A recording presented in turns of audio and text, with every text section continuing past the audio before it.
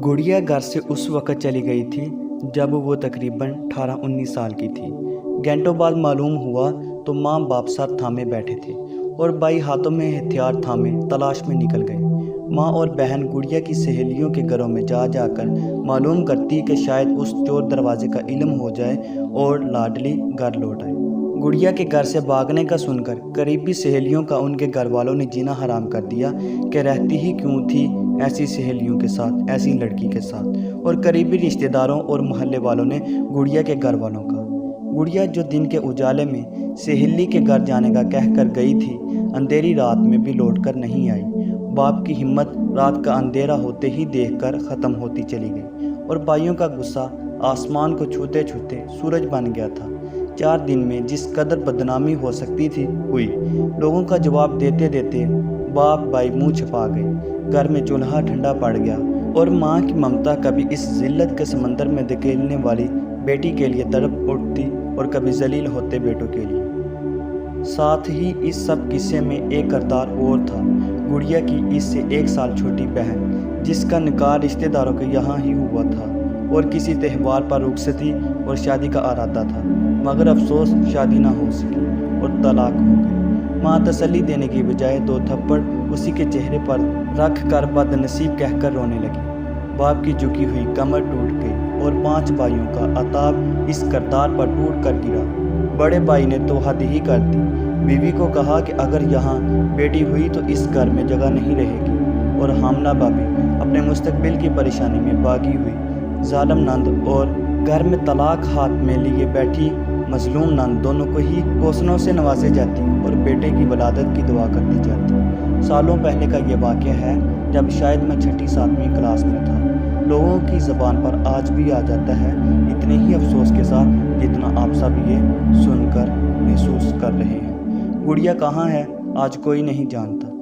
बेटी ना होने का ऐलान करने वाले इस भाई के रब के फजल से या उसकी बीवी की हालत हमल में गरियाजारी की वजह से सिर्फ बेटे हैं। माँ बाप खामोश रहते हैं क्योंकि उनके पास बोलने को शायद अब कुछ नहीं रहा। और वो तलाक याफ्ता बहन आज भी वही है जहाँ थी, खाली हाथों परेशानी पर लफ्ज़ तलाक याफ्ता सजाए। शायद कोई ऐसा ना था जो उसे अपनाने का ज़रफ़ रखता। एक अमल नादानी, जज्बात या किसी भी सबब से उठाया गया हो, सबकी ज़िंदगी कैसे मुश्किल बना जाता है, इसका शायद गुड़िया को खुद भी अंदाज़ा नहीं था, या शायद अंदाज़ा हो गया होगा। तब ही तो ना कोई खबर मिली न खैरियत। ऐसा क्या होता है कि एक लड़की पालने पोसने वाले माँ बाप को छोड़कर किसी चंद दिन के राब्ते वाले के साथ कैसे चली जाती है? कैसे वो एक दुनिया छोड़कर नई दुनिया की तलाश में निकल पड़ती है? तमाम तर समझदारी के बावजूद वो इतनी नादान कैसे हो सकती है? जवाब ढूंढा जाए तो सैकड़ों जवाब इर्द गिर्द खड़े नजर आएंगे। मज़हब से दूरी, शादियों में तख़ीर, मीडिया, माशरा, वालिदैन की बेजा पाबंदी, तवज्जो न मिलना, आज़ादी का गलत इस्तेमाल, मनफी सोच, सिर्फ़ एक पर इतबार, अदम इतमाद, फ़लाँ फ़लाँ फ़लाँ। लेकिन जब आप अपने साथ रहने वाले घर वालों पर भरोसा नहीं कर सकते तो एक बाहर वाले पर कैसे कर लेती हैं? वजह सिर्फ इतनी है कि जिस तरह पुलाव बनाते हुए आंच का मुकम्मल ख्याल रखना होता है और इसमें ईंट जाने वाले चावलों को कभी दूध या पानी के ठंडे छींटों की ज़रूरत पड़ती है, इसी तरह औलाद को मोहब्बत की तपश भी एक जैसी तो चाहिए होती है, मगर लड़के और लड़की दोनों को अलग अलग वक़्त में दूध या पानी के ठंडे छींटों की ज़रूरत भी पड़ जाती है, ताकि वो देगर से अलग ना हों, ना अलग सोचें, ना ही भटकें। आप सबको एक जैसी आंच ज़रूर दें, मगर इनफरादी तौर पर दूध पानी जैसी फरहत देखकर ख्यालात भी जानते रहिए, क्योंकि हर लड़की लड़का समझदार नहीं होता।